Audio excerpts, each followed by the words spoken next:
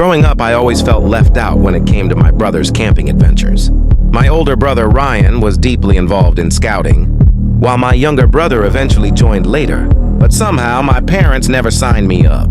I remember standing in the driveway watching Ryan leave for weekend campouts, jealous of the stories he'd come home with about bonfires, tents, and sleeping under the stars. One summer night when I was around 8 years old, Ryan convinced our parents to let us set up a tent in the backyard for our own little camping trip. Our backyard felt almost like a forest already.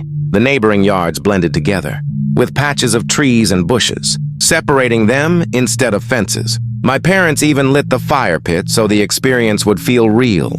That night felt magical at first. We roasted marshmallows, played handheld games inside the tent, and laughed until late. Eventually, Ryan got tired and apparently went back inside the house without waking me. I woke up sometime later in complete darkness, confused and alone in the tent. That's when I noticed someone sitting beside the fire pit. It wasn't my brother. A man sat there motionless, staring directly at the tent. My heart instantly started pounding. I quietly zipped the tent shut again and buried myself inside my sleeping bag, hoping he hadn't seen me. But moments later, I heard the sound of footsteps slowly approaching through the grass. Then came the sound of the zipper moving, very slowly. I stayed frozen as the opening widened inch by inch. Through a tiny gap near the bottom of the tent, I suddenly saw a single eye staring directly at me from outside. And then the man smiled. Before I could even think, the zipper began sliding farther open. But what happened next would terrify my family for months, and prove that the stranger hadn't chosen our house by accident. The moment the zipper moved again, I finally snapped out of my fear and screamed as loud as I could. I kicked backward so hard that the tent poles shook and collapsed partially around me. Almost instantly, I heard heavy footsteps sprinting away across the yard. A second later, the backyard floodlight flipped on. My dad burst through the back door yelling, while I crawled out of the tangled sleeping bag crying hysterically. By the time he reached the fire pit, whoever had been outside was already gone. My parents called the police immediately, and officers searched the nearby woods and neighboring yards, but they found nothing. For weeks after that, I couldn't sleep alone. Every creak outside my window made me panic. My parents kept all the doors locked constantly, and my dad even installed extra lights around the backyard. Slowly, though, life started feeling normal again, or at least close to it. Until one afternoon at school, during recess, a few classmates and I were standing near the fence that separated the playground from the street. Out of nowhere, a man approached from the other side and casually called out to me. "Hey," he said with a smile. At first, I thought he was asking for directions or something harmless, but then he spoke my name.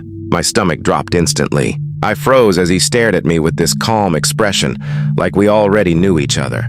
His voice sounded painfully familiar, even though I had only heard it once before. Trying not to panic, I lied and told him he had the wrong kid. The man smiled wider. "You really don't remember me?" he asked softly. That was enough. I turned and ran toward one of the teachers supervising recess. By the time adults reached the fence, the man had disappeared completely.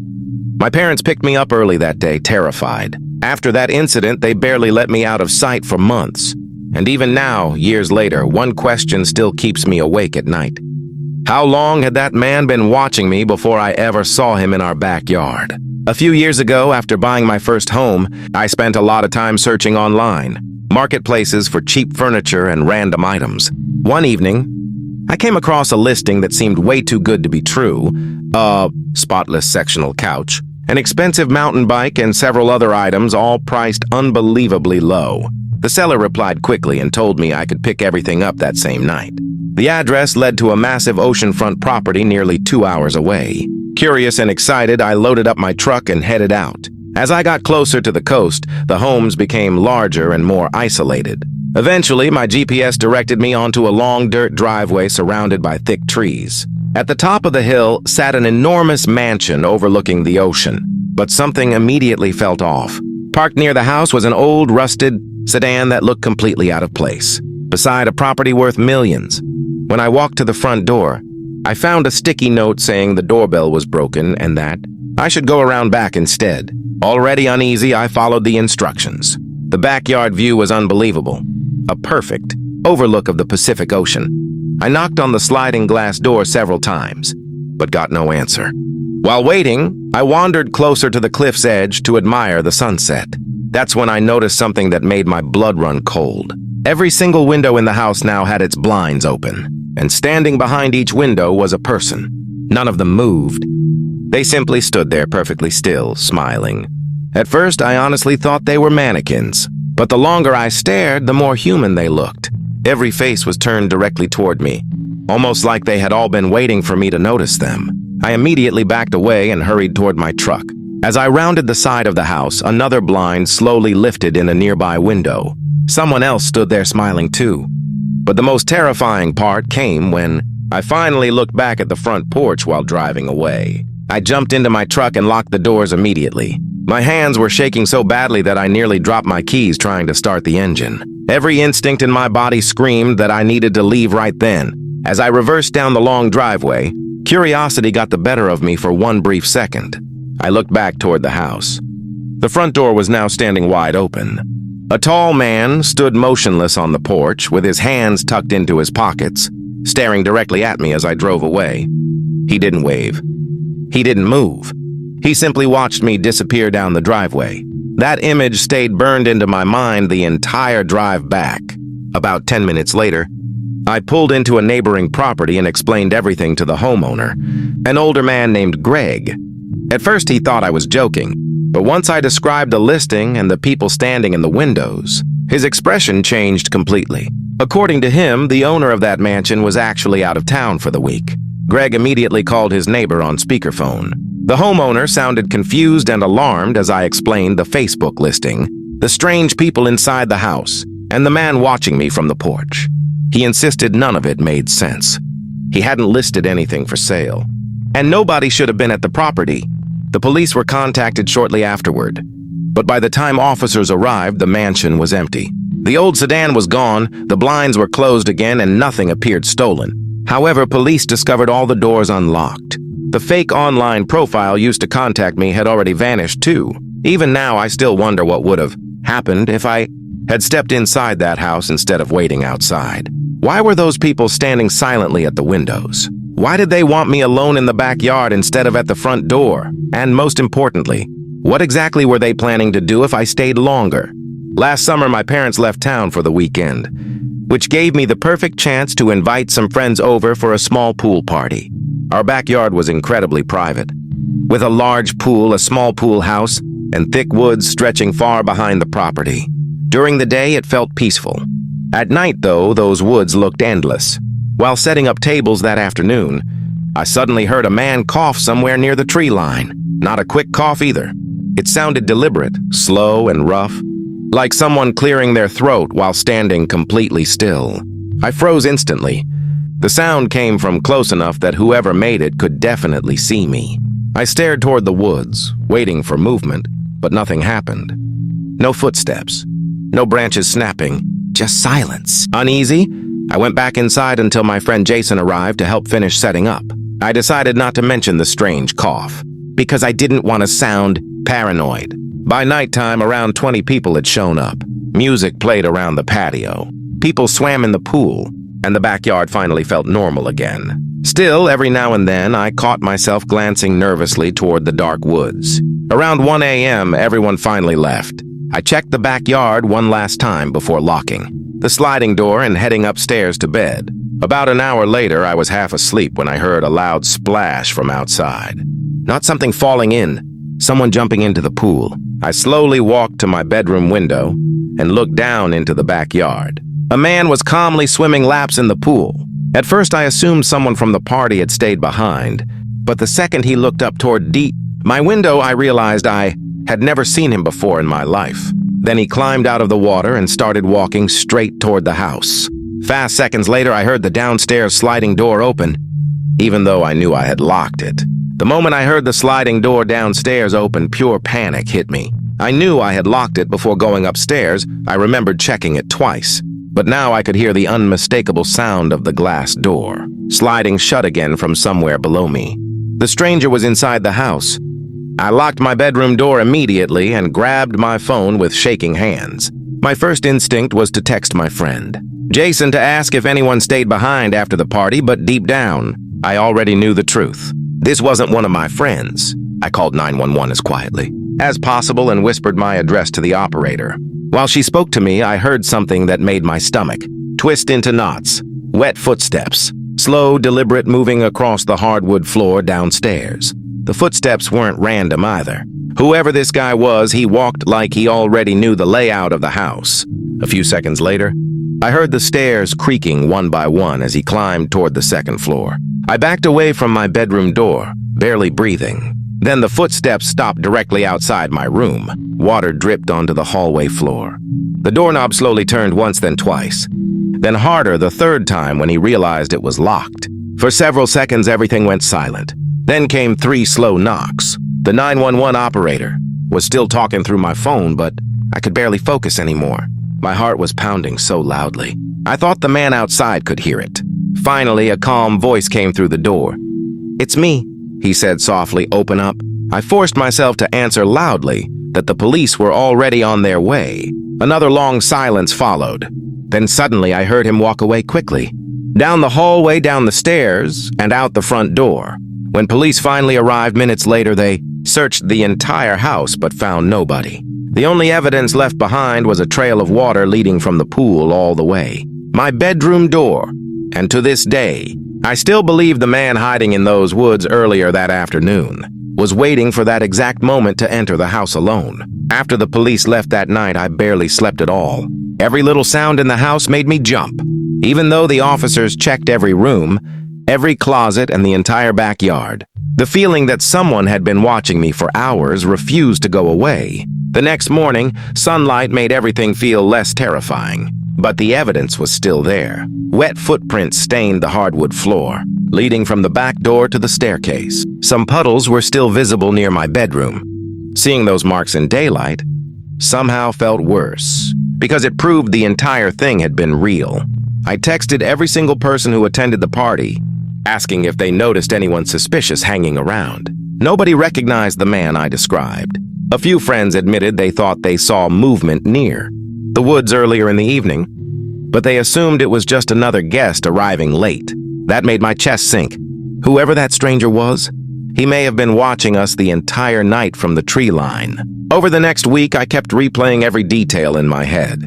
The cough in the woods, the calm way he swam through the pool, the fact that he walked through the house without hesitation, like he had already decided exactly where he was going.